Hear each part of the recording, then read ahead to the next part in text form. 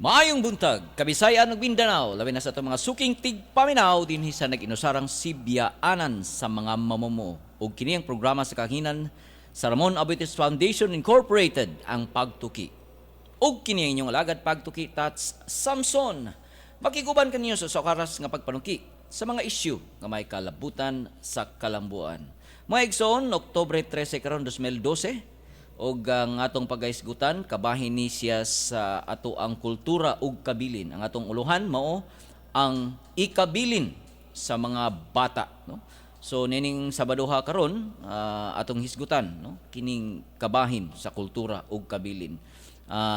Kung inyong mahinumduman katong niaging Sabado atong hisgutan ang kabahin sa panglawas ug karon kabahin na pud sa kultura, no, ug kabilin. Kay kini mong atong programa sa Pagtuki mga igsuon, lain-lain, no, kada Sabado lain-lain ang ato ang topic, lain-lain ang atong mga isyu nga isgutan nga may kalabutan sa kalambuan, no, sa katilingban. So mao na nga mo po ni ang nakalahi nining ato ang programa nga Pagtuki mga igsuon. Apan sa dili pa, update lang, no, sa kalihukan karon sa simbahang Katoliko karong adlaw, ikasiyam na lang ka adlaw, no, sa dili pa ang kanonisasyon ni Blessed Pedro Calungsod nga mahitabo karong Oktubre 21, no, adlaw Domingo na siya mga igsuon. So siyam na lang ka adlaw gani kung atong kwintahon karong orasa di na gyud kaabot og siyam ka adlaw, no.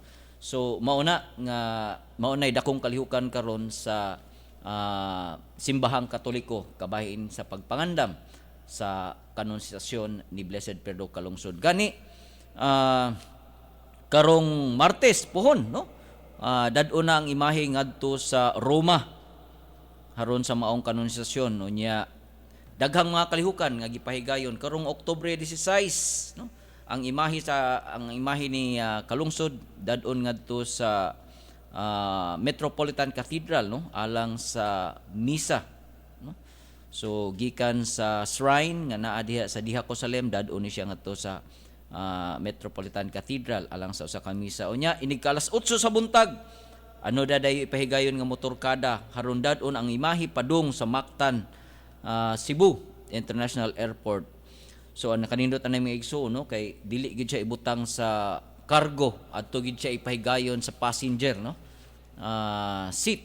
So mo'y nakanindot ani, mo'y naka-special ni ining maong imahe kay isipon siyang usa ka pasahero, no.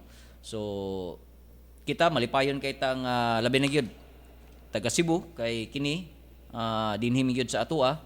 Unya kini siya sad mo'y ikaduhang Filipino saint, no, dinhi sa Pilipinas. So makaingon ta mapagarbuhon kay ta nga Cebuano, no, mapagarbuhon kay ta nga Pilipino tungod kay kini karon dakong kalihukan dito sa Roma mao ang pagkanonize, no, ni Blessed Pedro Calungsod ug tawagon na ni siyang santo, no, Pedro Calungsod. So kana mao nay mga dakong mga kalihukan karong mga simanaha, no, ug sa umaabot. Unya naipahigayon sab nga Thanksgiving Mass inig ka Nobyembre 30 dinhi sa South Road Property. So makita sa ninyo diha daghan na sad kayong mga preparasyon, no, sa pangandam, no, labi na gyud ongoing na karon ang construction sa Timplete din anha ipahigayon ang maong Thanksgiving Mass.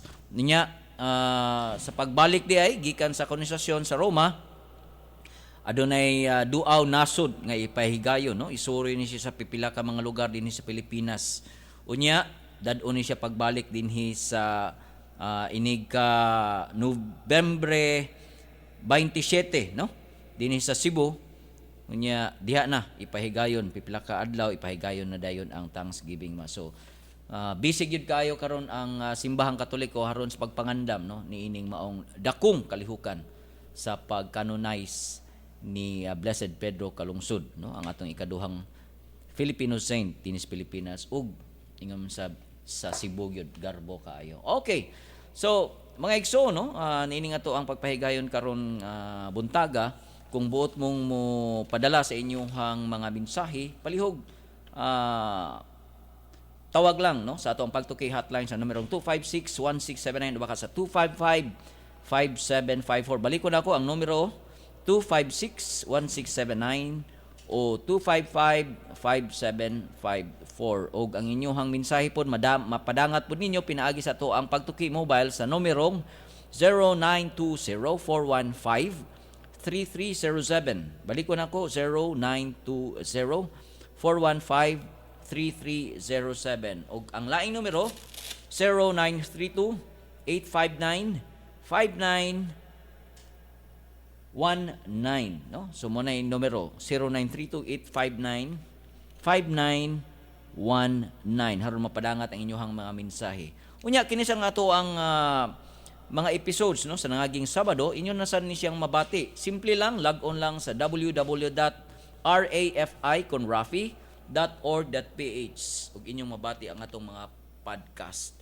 So ang atong ang question, no, karon, no, ang mga pangutana nato karon nga pwede ninyong tubagon ug ipadangat pinaagi sa to ang mga numero ka akong isigutan kaganina.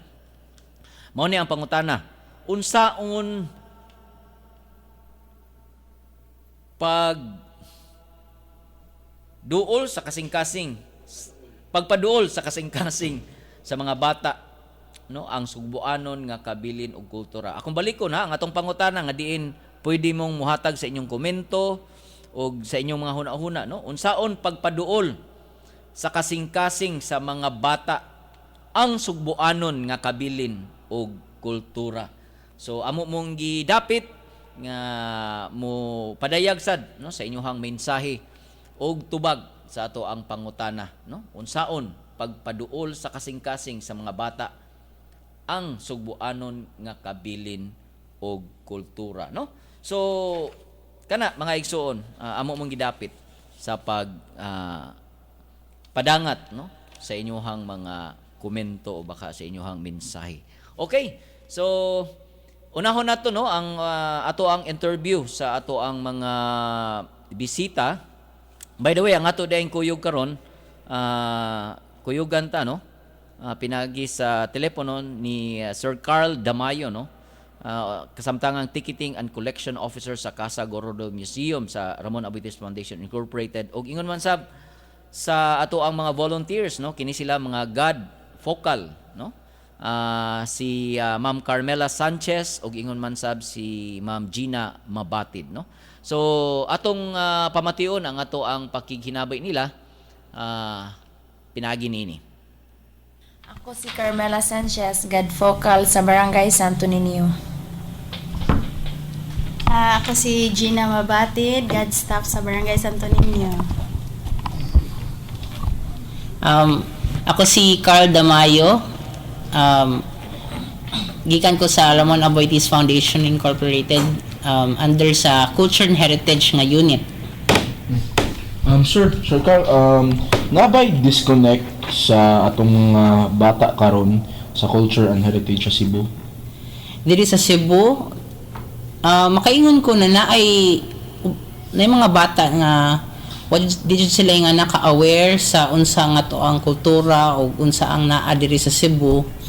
Kay imong pangutan-on gay sila like ngano asa ang Santo Niño or asa ang mga dapit diri sa Cebu, di sila kibaw, di sila kibaw mo kanang ato mga duwa nga atong mga dinuwaan sa una, di gid sila kibaw sa pagduwa. So murag naa siguro gamay nga murag disconnect, no, kung mao na saktong term anang disconnect or wala sila kibawaan ng mga or atong kuan sa dato sang nasa kakulangan ba sa ato ang lahan, sa atong kuan sa pag-ingon sila or pagtudlo sila sa unsa ang ato ang kultura.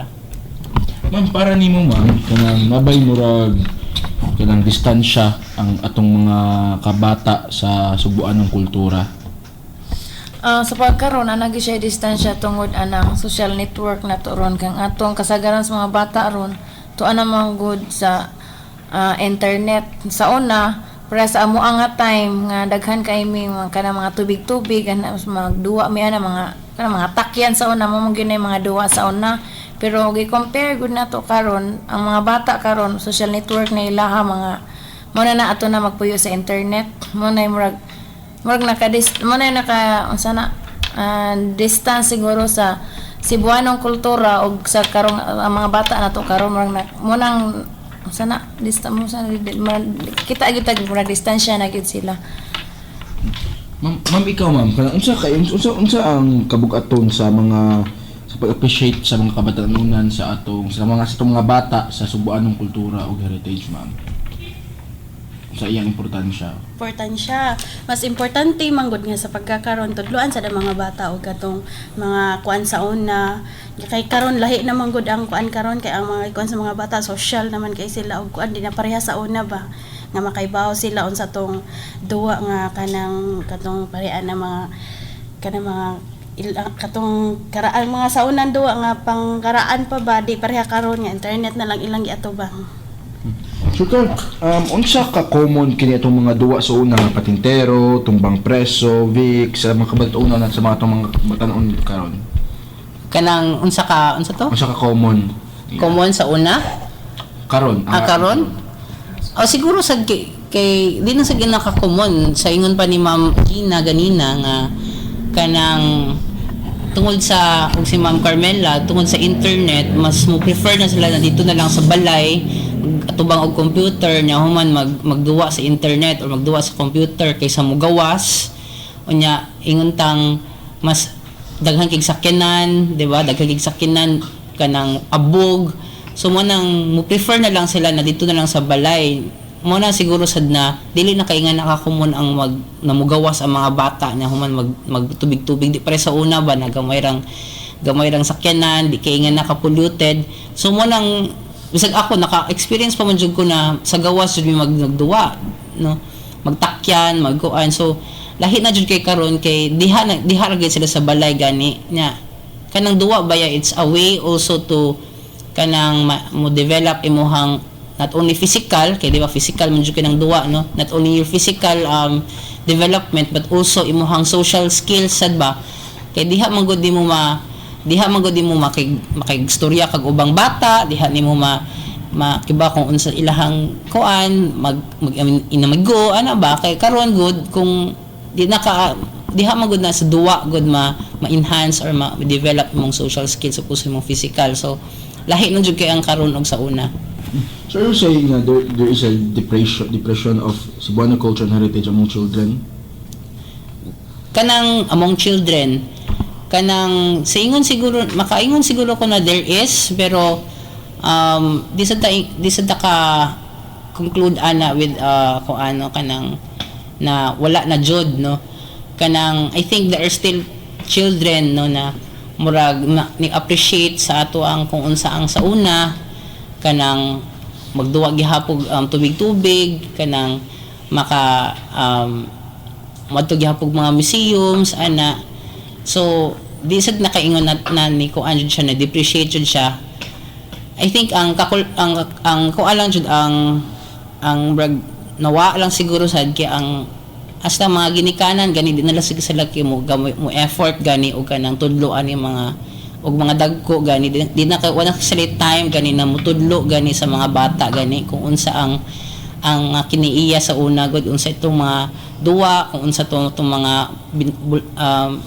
binuhatan sa una mga maestra sad karon siguro na asad siguro kakulangan siguro sa pag-transmit ba pag-share sa unsa tong kultura sa una so mo na tungod sa siguro sa kay paspas kay ato kinabuhi karon para nila din na kay na importante na ipasa kung unsa ang sa una sa mga bata pero importante baya jud na siya. Ma'am, ikaw ma'am, tanaw ni mo murag ni decrease ba ang interest sa mga bata sa atong mga bata sa atong subuanong kultura heritage? Sa akong tan-aw wag ni decrease gid siya pero di sa ta kaingon nga tanan nagyong bata wala na mong gamit anang kultura na to nga kato mga duwa-duwa naa pa man gyud kay sa gani sa activity diri sa Kids of Museum kanang mga duwa-duwa diri mo appreciate pa man gyud nila galing lang kay mula sa gingon na ni Sir Car na pay panginikanan nga dili sa nila tudloan bitaw katong sa mga kaniadto mga duwa siguro basin pod og malipay na lang pod silang ilang anak na ara pod nagduwa-duwa rasud silang balay mo na pinaagi sa internet ra ana ra magduwa sa internet. I'm sure ningon ka ani nga ang cause pod ay sa depreciation sa Cebuano culture and heritage kay internet sir. Let's talk about the effects. Unsa effect if ang atong mga atong mga bata murag di na sila mo appreciate sa ilang own culture ug heritage?